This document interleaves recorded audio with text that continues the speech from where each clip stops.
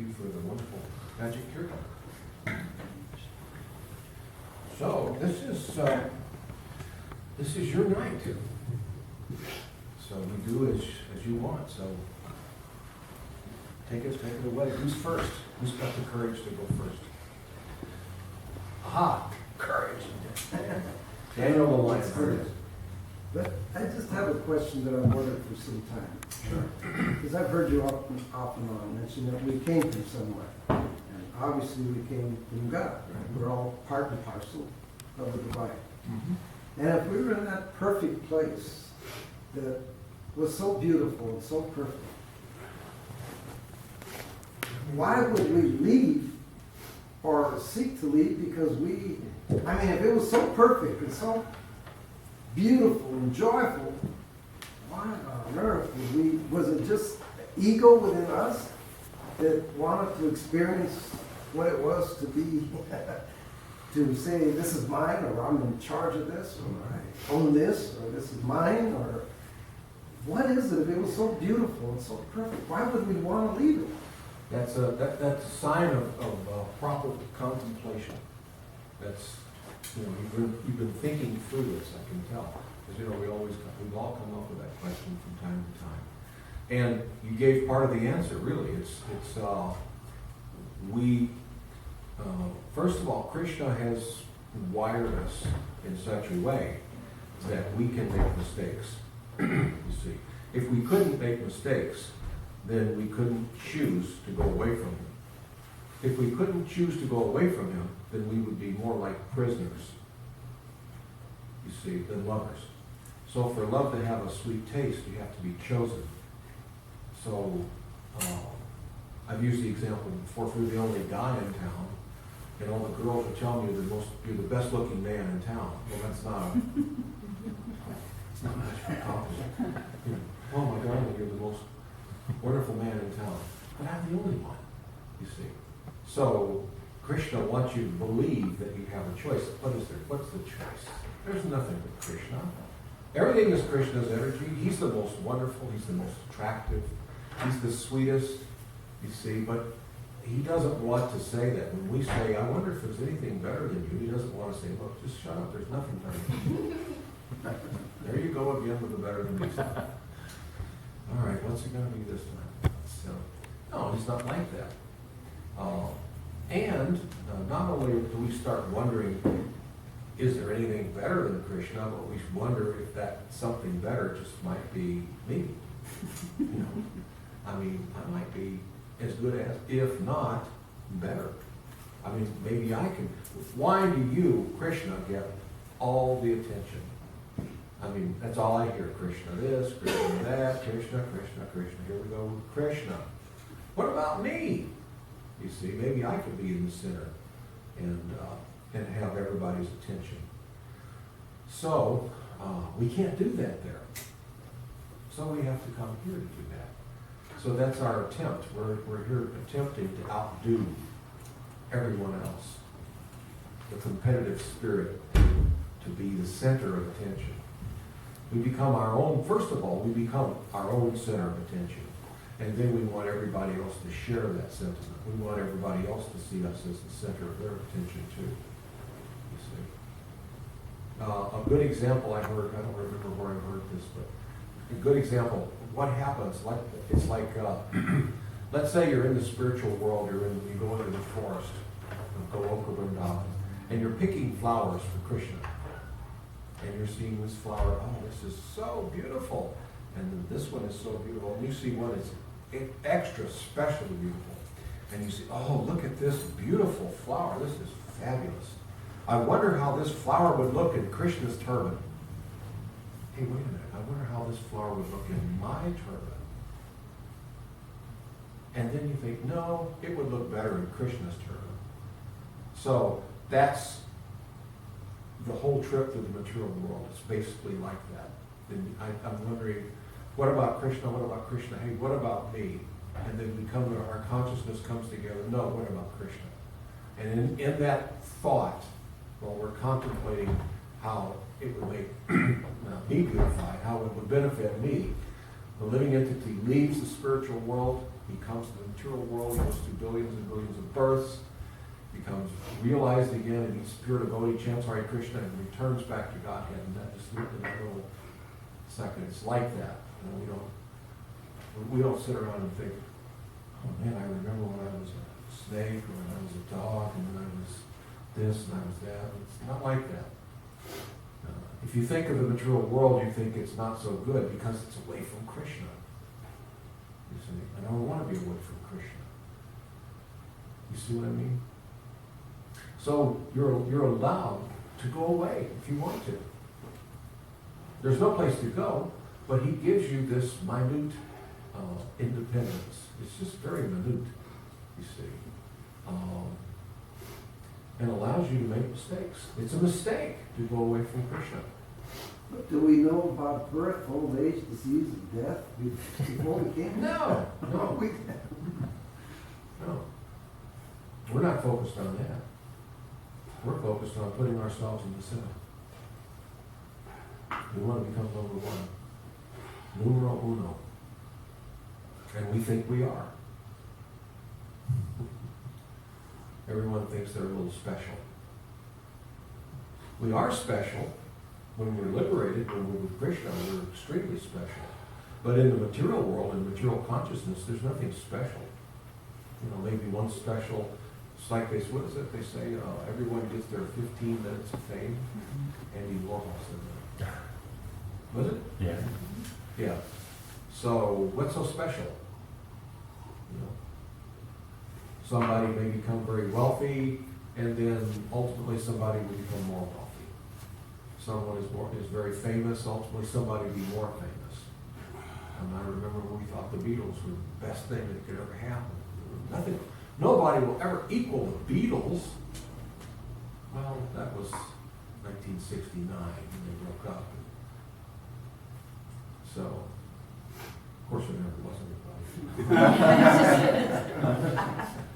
Peter Schwartz, yes, that right? There was Except for him, maybe. No. there was a TV show, I don't know if you remember, it was called Queen for a Day. Yeah. And you'd go on the show and you'd win like a washing machine and Yeah. they'd put a little crown on your head. So Yeah. And the big bouquet of roses. And the lady would be crowned. Would you like to be queen for a day? They had people that would come out. It was ladies, wasn't it? It's all ladies. They would come out, and each one would tell a sad story. I think there would be like 3, and they would all, oh, my husband is crippled, and my children are mentally challenged, and so each one would tell their story, and then the audience would vote. And it's probably all rigged, and they're probably all actors, some of them, most of them, who knows. But that was back, I don't know, it was in the 50s, I think. Yeah. So, yeah, you get to be your queen for a day, or you get your day. Every puppy has his day. See? So that's it in the material world. We come here and we try to be all we can be away from Krishna. And it doesn't work very well for us until we meet the devotees.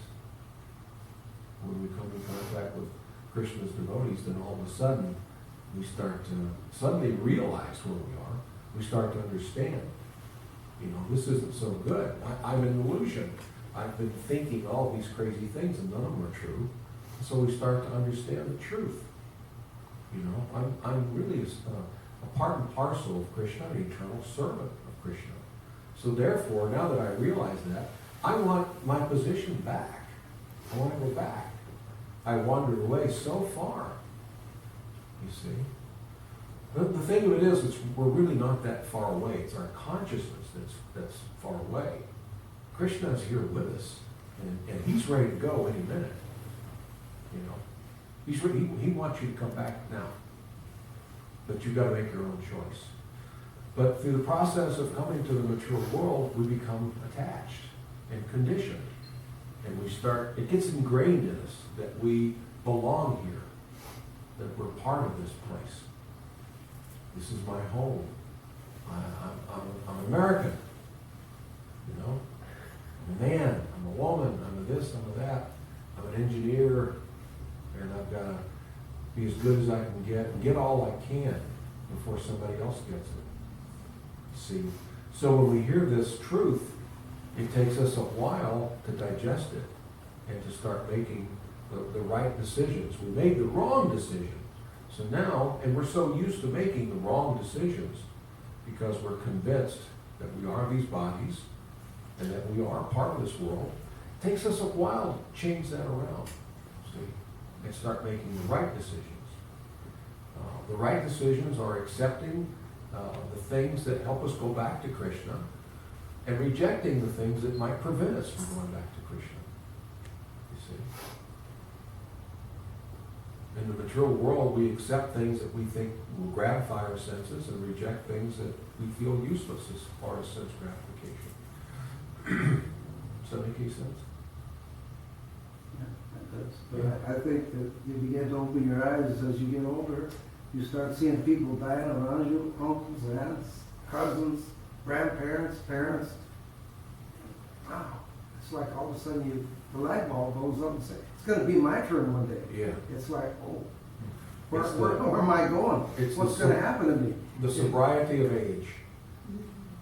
You know, when you're at a certain, I don't know when it stops, but at a certain age, when you're young, you think, man, I know I'm going to die, but that's way down the road. You know, I don't have to worry about that. It's not going to be me. And then when you get to the point where you think, well, wait a minute, it really could be any minute. And I can't even estimate how long I've got left. That's sober. You become sober. Also, you learn, you know, this accumulation of knowledge, the kicking that you've got in the material world. You start to know, what to do and what not to do. You know, I don't want to do that because that was suffering. I don't want to do that because that was suffering. And I want something different. I want out of this material world. You see. Sometimes Prabhupada would say, you know, just be a devotee when you go home. So I can't remember his exact words. When you go home, you can ask Krishna that. For now, just do your service, chant Hare Krishna. Concentrate on going back to Godhead. We'll worry about how we left later on. Right now, our problem is getting back. You see, we want to get back. We need to get fit so when we leave this body, we can go back. You see, and then we'll have plenty of time if we want to. You know. But Krishna makes the guarantee: once you come home, you will never leave again. Because now you've learned, I don't want to leave you, Krishna. I had that independence, and I could leave if I wanted to. And I'm thankful for you, but now I don't want it. It's just like sometimes the devotee feels that this free will that Krishna gives me is kind of a burden. You know, you think, oh, Krishna, I make so many wrong choices. You know, this free will is a stumbling block. You gave it to me. So now that you gave me free will, I'm going to exercise my free will once and for all and say, my dear Lord, I choose that I want you and nothing else. Now, take it away. I don't want free will anymore. I've had enough of it. It just gets me in trouble, you see. So, you gave me free will. I want you. That's enough. I don't need it. Take it away.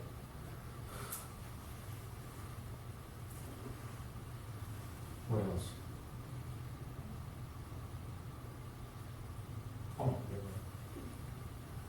Oh, Krishna, Arjuna asked Krishna in Bhagavad Gita, by what is one impelled to sinful acts as if unwillingly? And Krishna answers in the famous verse, it is lust only.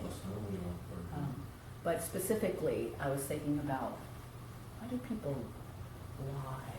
Or not even lie, but sometimes lie, but like exaggerate. Why does everyone always exaggerate, whatever it is? They exaggerate how advanced they are, they exaggerate how fallen they are, they exaggerate how many people came to the program, or they exaggerate how much they ate, or how much they chanted, or or whatever happens. And it just, and I see myself doing it too.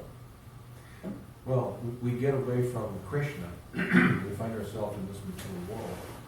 So Krishna is the absolute truth. So we come to the material world, which is not the absolute truth. Where is truth here? And many people will say, well, there's relative truth. So where is the real truth in the material world? I tell you something today, 10 years from now, or later, or earlier, or later than that, it could change. You see, it's very difficult. We're not used to dealing with the truth, even though we have this conception of it, but we're not really used to it. Because in the material world, we don't really have to. You know, we can get by without it. So I can put a spin on things. You see, I can spin it to. I can tell you something, I'll exaggerate. So I put a spin on it to try to influence you a certain way.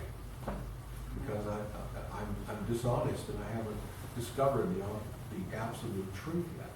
You see, I'm not back to that truthful consciousness. I actually think sometimes that I'm my body. That's not true. See, I've been living in a lie for gazillions of years. Wallowing in a lie. Thinking this, thinking that. And utilizing the material energy to get what I want. And to influence people to do what I want them to do. And sometimes you have to lie a little bit. Sometimes you have to lie a lot. Sometimes you have to be very sly about your lying and your exaggeration. You know. If we're going to use exaggeration to spread this movement, the devotees say, well, whatever you do for Krishna, then it's okay. But, you know, do we have to? We're talking about Krishna. We don't have to exaggerate about Krishna. You know. But I mean, there are some times we'll put a spin on things. You know, how many members do you have in Tucson? Oh, many thousands. Oh, I think I'd like to join. That's an out and out lie. That's a really I spent a lot of years in Texas. I think big. Everything's big in Texas, even the spins, even the lie. So yeah, we're just conditioned. It's part of our conditioning. And we also think, I'm special. I'm more special than anyone else, so therefore you won't know that I'm lying. Or at least until it's too late. But for right now, I can influence you with my lies. And it works. We see it happening all day, every day. Lies, exaggerations.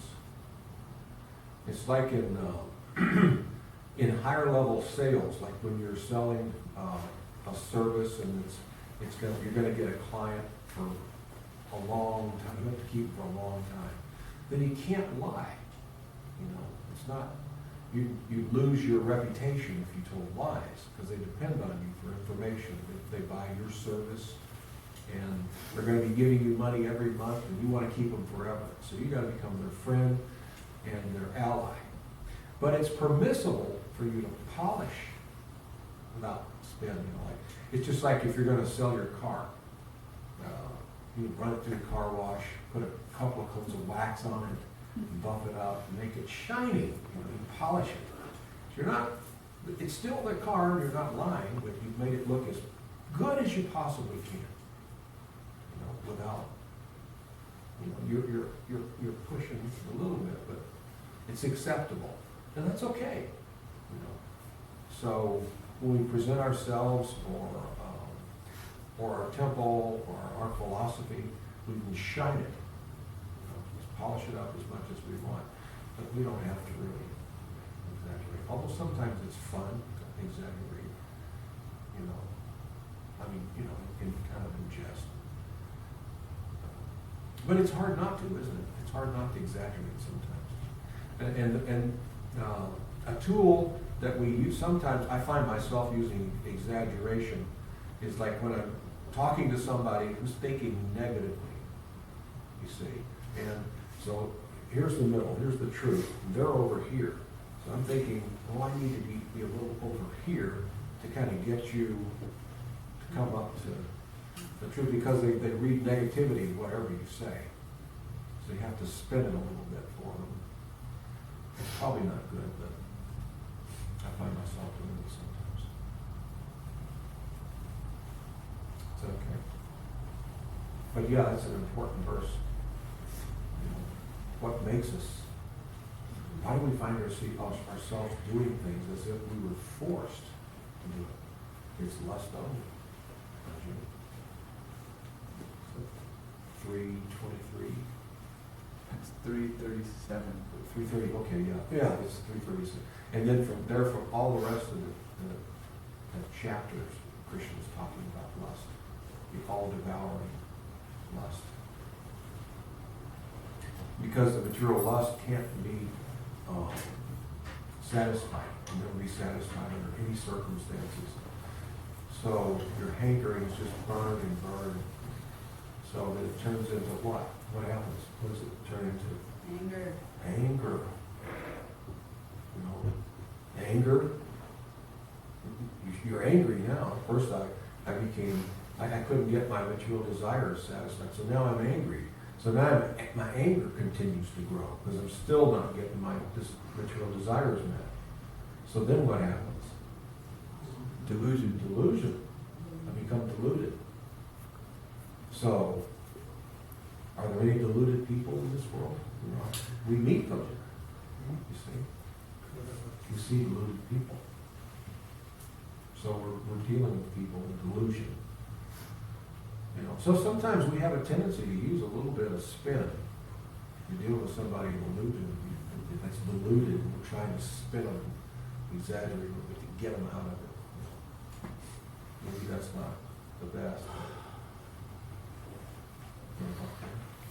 Can you comment on the Christian verse that says, "Seek and you will find, knock and the door will be open for you"?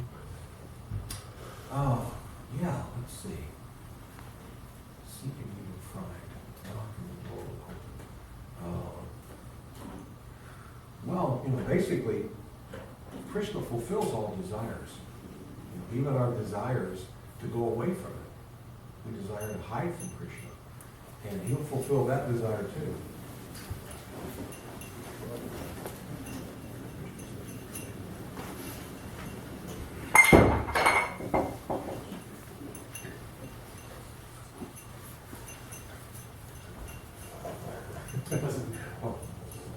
So, if we put the positive effort to looking for something, we'll get it, you see. It doesn't turn out to be what we wanted, though. That's the problem. We may want, I want to get a really good education so that I can make a lot of money. That'll give me happiness. So then, in this lifetime or some lifetime, we're going to get it. And then we're not satisfied. See, knocking the doors will open. So how could we explain that? Knocking the door will open. Well, Krishna says, you know, I'll carry what you lack. I'll provide what you lack. See, knocking on the door would be surrendering to Krishna. I'm thinking Krishna says, surrender to me. You can offer loving devotional service. Of course, now, in that verse, he wants exclusivity. We talked about that Friday night. Krishna is asking for exclusivity. How does it go? What's the translation? The one who serves me exclusively with love and devotion. I carry what they lack and preserve what they have. You see, in other words, whatever you have, you get to keep. You're not going to lose anything if you become Krishna's exclusive servant. He wants exclusivity. Not that you go to the Krishna temple and think, oh, this is wonderful. Yeah, Hare Krishna, Hare Krishna. You know, then you go visit the Kashmiri Shivites and the Buddhists. And, you know, there are some people who are like spiritual men about town. And you get around, they're everywhere. And they have all these philosophies. And it ends up making them dizzy. spiritually busy. And that's not good. Krishna's asking you, please be exclusive with me. Give me your exclusive devotion. So that means don't have, just pick a path. If you don't, if I want to go to Phoenix, gee whiz, the best way is to get on I-10. So if I'm on I-10 heading west, that's going to take me to Phoenix. But if I if I get off I-10 and start taking another one, and then I think, oh, hey, look at that road over there. No, over there by the mountains. Let's go over there, and let's go up that mountain. It looks like it's really cool. And we get over there, and then we think, well, in that county over there, there's another one. It's straight. So we'll go do that. So then we find ourselves in another county. We're going down these beautiful, enticing roads, and we're not going anywhere. We're just on paths.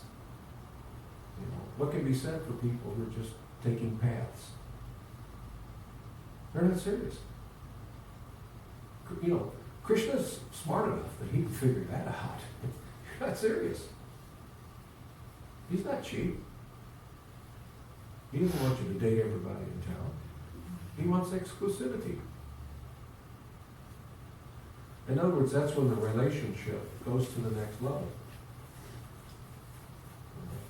When two people are casual, that's okay, they may stay casual forever, but when they get serious, then they start talking about, let's be exclusive. Now, that's when the relationship steps up, goes to a different level. Now it's very serious. Now we've got a C word, commitment. Before that, what's the commitment? We're committed to be friends, maybe, occasionally and casually. But when we get exclusive now, we're committed to each other. You see? But we've exchanged an agreement that I'm exclusive with you. So that's extremely important to remember. In this day and age, there's so many things, philosophies that are thrown in our face. And this is like we talked Friday night, we lost our fidelity with Krishna when we decided to leave him and try to become him. You see, fidelity is a very important thing. It's one of those things that's like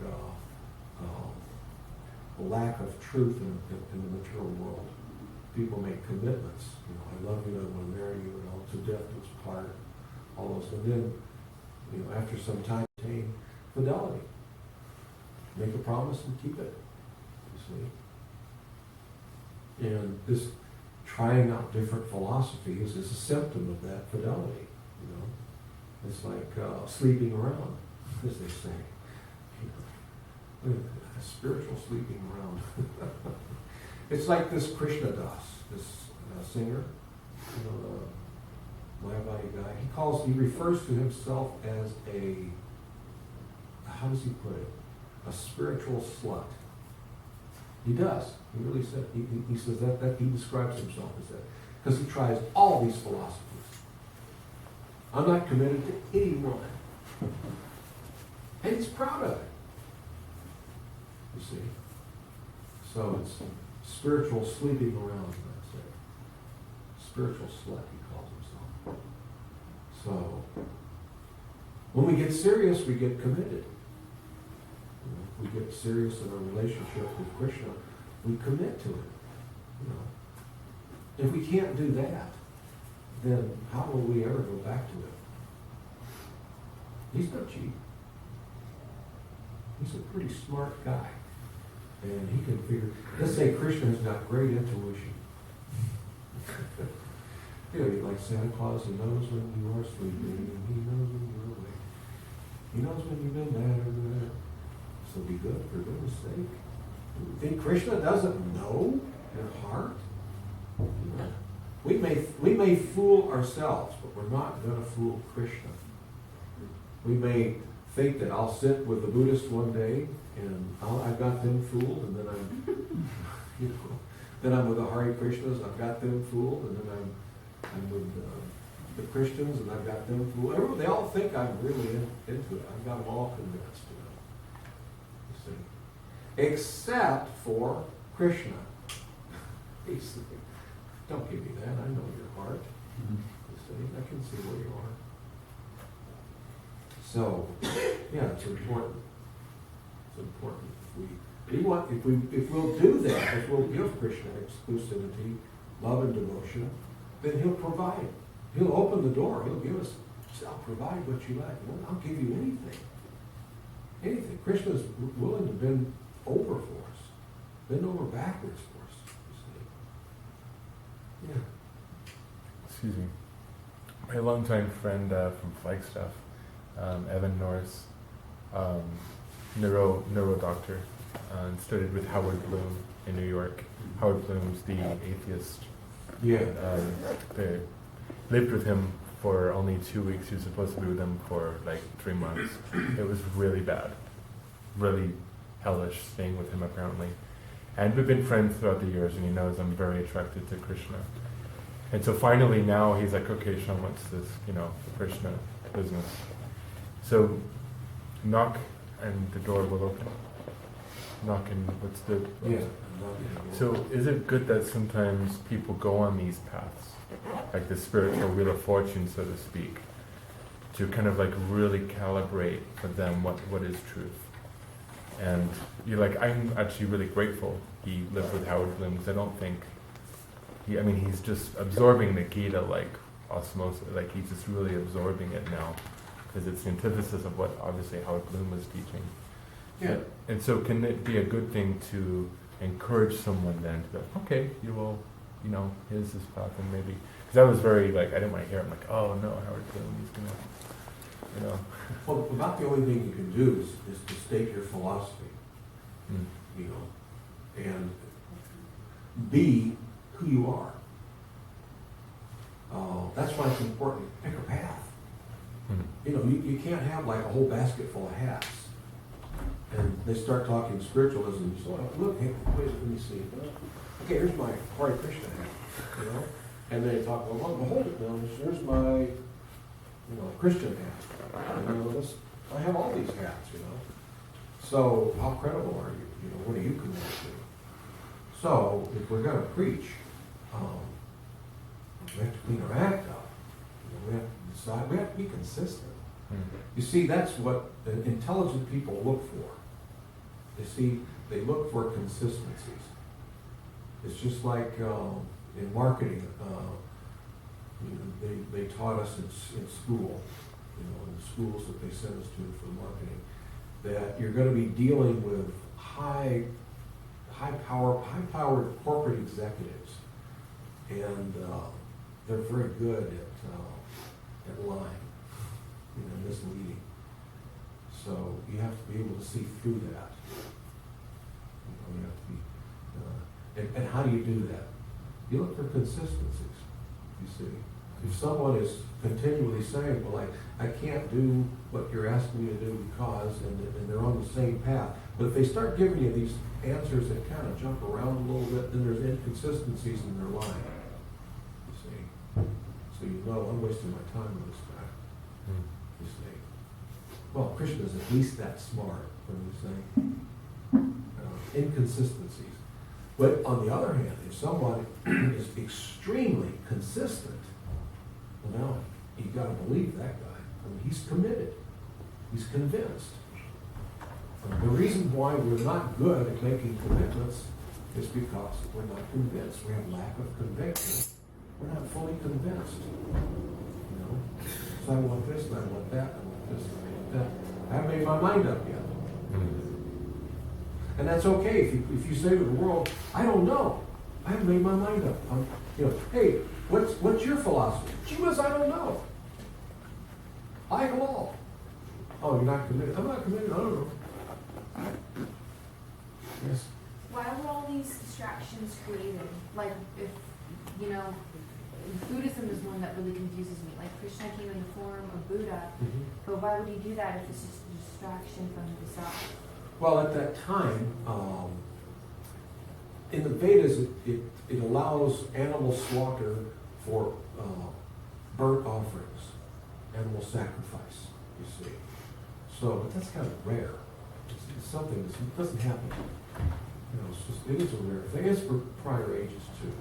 So anyway, people got out of hand with it. They were doing animal sacrifice for lunch. You know, it was getting a little crazy. They were using it as an excuse to eat meat. And so Krishna came as Lord Buddha and led people in India away from that, you see. But what about like Christianity and all that too? Like, I mean, I'm sure that didn't go without his allowance.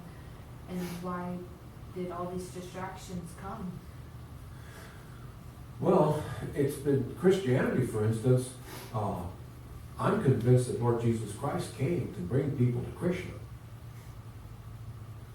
You know, and if you listen to the basis of his philosophy, of course, we don't get a lot of his philosophy. You know, basically, and maybe I'm just uninformed, but I did go to church. I don't know if I paid enough attention, but what I basically remember being told is that the philosophy is you accept Christ as your Savior. If you do, you go to heaven, and if you don't, you go to hell. And I don't remember a lot other than that, you see. So, but that's not what he didn't stop with that. That wasn't his only philosophy, you see. He didn't really declare himself to be God. Now, it's argued that he did. But Dr. Jorge makes a very good point. You know, the first three Gospels, Matthew, Mark, and Luke, he's not considered God. He's not deified until John, the fourth Gospel, you see. But John never met Christ. Never met him. All of a sudden now, it's just like we were talking about. I'm trying to make a point, and so I need to exaggerate a little bit. So I put a spin on it, and it kind of works a little bit, and then I think, hey, wait a minute, you know, it'll help me convince you to be a Christian if, well, he's God. He's God. Oh, really? Well, yeah. And not only that, you better accept it or you're gonna burn. Oh, well, gee whiz. You see what I mean? So we're getting away from, I don't think there's enough of this beautiful philosophy that Jesus Christ was spreading. I mean, maybe I missed it, or what, I just don't seem to hear it from him. It all gets back to that same thing, and it seems that's his only way, there's no other choice, you know, that's it. So in other words, that's kind of a weak argument, isn't it? I mean, if we're out saying, well, look, there's just no other way. It's Krishna consciousness, or you're gonna be in hell forever. You see, that sounds kind of like weak preaching. You know? Exactly. I need fear. I need to put fear in it to get you to make a decision. Can't some of these people who go on these paths, like any of these bona fide religions, maybe they don't bring you to ultimate goal, but at least they bring you up to thinking about these higher topics and following regulative principles, bringing you up to the mode of goodness, you know, at least making some advancement. Yeah. Oh yeah, you make advancement. Yeah. In Christianity, I learned to respect God. And I was kind of afraid, you know, and out of that fear, I got a little bit of respect, and I thought, well, it'll give you good morals. It'll help you get good morals. You know, put you on that path. So when I met the devotees, when I read Prabhupada's books, I was primed. You know, I thought, oh, well, I like this because this answers all the questions that I used to have. I was one of those kids in Sunday school who would ask questions, and I really wanted to know. And the Sunday school teacher got really rattled at me. She was when you learn to love him, it is as if you are merged. And look at Radha and Krishna. I mean, how close can you get? There's some pictures of Radha where she's got her arms around Krishna, and she's holding his feet. You know, I mean, now how can he have that loving exchange if they merge together? Say, like, you know, she merged with him. Krishna's like, oh, that's great, now what? Now who's going to hug me? You know, don't you think God wants to hug once in a while? No, he wants to hug constantly. Look at it. You know, Radha and Krishna, this is eternal. Holding hands. You know, Krishna, he's like that. He's warm and fuzzy. You know, he wants affection. Not just once in a while, constantly. Constantly.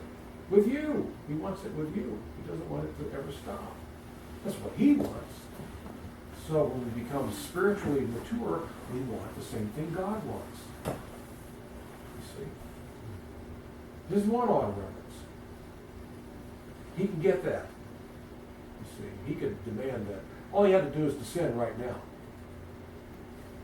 Can you imagine coming over the mountain over there on Garuda? Well, the whole town would be all in reverence. Oh, God. We always believed the Hare Krishnas were right. Yes, yes. Yes. You know, hey, while you're here, you know, I could use a favor. You see? So he could get that. He wants it. But he's given you free will. And right now you're withholding your love. And he wants it. He doesn't have it. Isn't it funny how indirectly Krishna's always been adored? And you know, his mature energies, Sistine Chapel, artwork, nature, conservative, you know, ecologists. We're all, you know, in awe of these energies to begin with. Yeah. You know, so probably does get sick of it. Yeah, on reverence. You can't love something you have on reverence for. You can't. It's an impediment. Or you fear. How do you love something you fear? Fear, awe, reverence, those are impediments to love. The greatest example is this relationship between Radha and Krishna. You see, she's so attached, she doesn't want to even blink her eyes to miss a second of seeing him. You see, they're displaying this so that we know what's available for us and to cultivate a taste. I want that too. I mean, we may not, if we think it's impossible to have, that might subdue our desire to look. But when we think, no, you mean I can have that? I mean, that's, and you know, the devotee says, not only can you have it, it's already yours. You've already won the lottery. You just have to go cash in your ticket. You see, you've already won. It belongs to you. You've always had it. It's like, what is it, Dorothy? You know, in Wizard of Oz? You know, there's no place like home. There's no place like home. There's no place like home. You see, we already have it. We can go anytime we decide we want to. You see, and to do that, we have to gain faith, lose faith in the material energy, gain faith in the spiritual energy. By doing that, you'll transcend the modes of material nature. You see, and go home back to Godhead. Or you know, after a while, when you advance to the point, you don't even care about that. I just want you, Krishna. I want to always think and serve you. I don't care where. The true Paramahamsa, perfect, pure devotee, he doesn't care anything for liberation. I have Krishna. I'll never forget him. I'll see Krishna everywhere. I see him in everything. So that is liberation. That's samadhi. It doesn't have to be. And Krishna may say, no, I want you to come here with me in Goloka Vrindavan. Or he may say, I want you to go to another planet and harvest souls. You know, give them this knowledge. And the devotee doesn't care. That's my Lord. Ah, what a blessing to have God say, would you please do something for me? I mean, we spend our lives thinking, oh God, what can I do? Well, I'll send you a guru, and he'll tell you what I want you to do. But we want to know, what can I do? How can I serve you? And for him to say, would you please go to this planet and distribute the holy name? You know, take your harmonium and go charm those people and distribute the holy name and bring as many back as you can. Because they have love for me and I'm not getting it right now and I want it. I want it. It belongs to me. That love belongs to me. And they're infatuated by my material energy over there.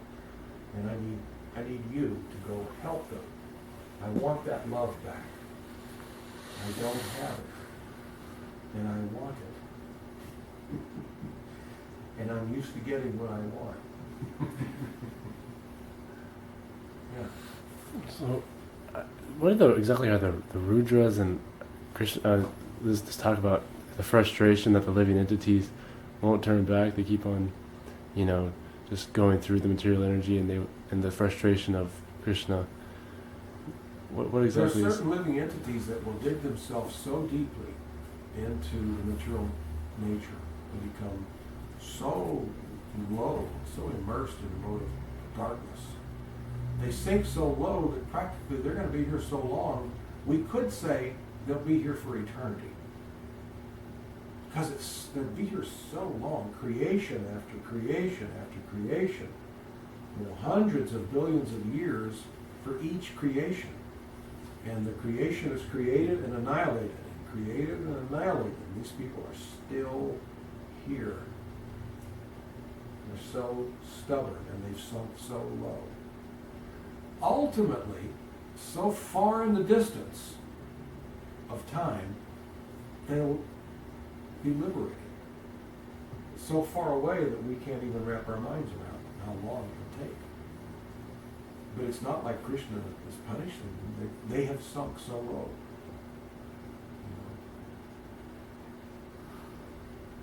So it'll only take causeless mercy to get them to get on the track. You see. So it's very unfortunate that there are souls that are like that will be here so long. To be in this material world means to suffer. We may have brief periods of what seems like enjoyment, but really it's just a cessation of the suffering for a minute. But not even a full cessation of it. A good example is like, say you're traveling on the freeway through, I don't know, maybe Arizona. And you have to go to the bathroom real bad. I mean real bad. There's not a thing in sight. Nothing. There's some traffic going by. There's no bushes or anything you get behind. It's just kind of like... So if you're outside, the whole world's going to see you, so you can't do that. So what do? So you go, finally, there's a rest area. Thank you, Lord. And so this time it's really just, you're feeling some distress. And then you get in there and you do your business and it feels like, that's wonderful. No, it's not. The pain let up. The cessation of the pain, or actually not even, it just lets up some and you feel like, this is great pleasure. Whoa! You're not going to go around to all your friends saying, hey, you want to have a really great rash? Take a pee. It's fabulous. Isn't it? You were in such distress. It seemed like ecstasy. It's not like you sit around thinking, I'm going to do that again. Not like that. See? So that's the closest thing to pleasure in the material world that we ever have is a bit of an easing up of some suffering, because our body's always suffering some. If nothing else, we're suffering lack of knowledge. We wonder. We have so many things we wonder about. Is this true? Is that true? What is it? So we're out of place in this material world. And we feel it. We feel, sometimes we feel alone even when we're in a crowd. You know? So, Before, at the Brooklyn Temple, Radha Krishna Temple, I forget his name, wonderful temple president. He would always remind us of how beautiful Radha is, just to entice the imagination of how beautiful she is. And he made it very clear that even Krishna says, before paying your obeisances to me, please honor my beloved Radha. So in the spiritual world, of course, she brings us to Krishna. But do we have both Radha and Krishna, or is it we have just Krishna? And Radha is more. you have Radha as well. Wow. Yeah. She is there. We beg Radha for service, please allow me to serve you. Please give me devotional service by allowing me to serve you and your servants and the servants of your servants and their servants eternally. Please give me Krishna praying because I know you have it. She's got it. She has Krishna praying. Yeah. So please give it to me. I want ultimate love of Godhead, and I know you have it. You're a storehouse of it. So yeah, we approach her, asking for her mercy. All right, let's wrap it up. Thank you all so very much.